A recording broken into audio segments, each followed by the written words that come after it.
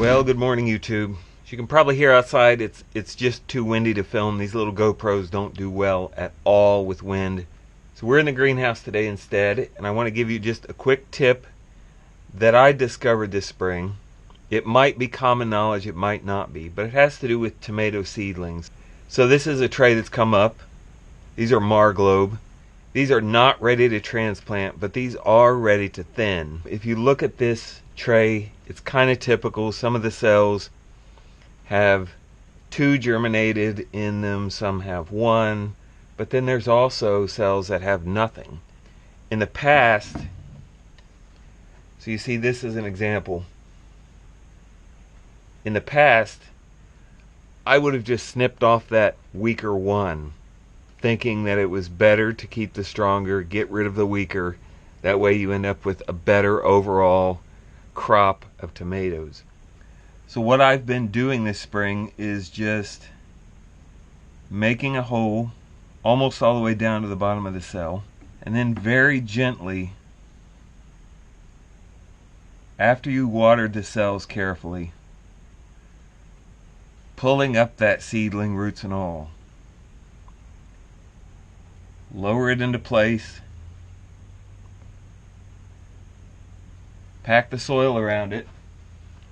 Water it really carefully. And that seedling will grow.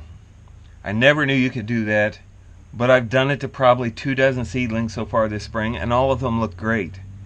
I think the key is you can't let the tomato get big. It has to be still in the cotyledon stage, so just those first set of leaves.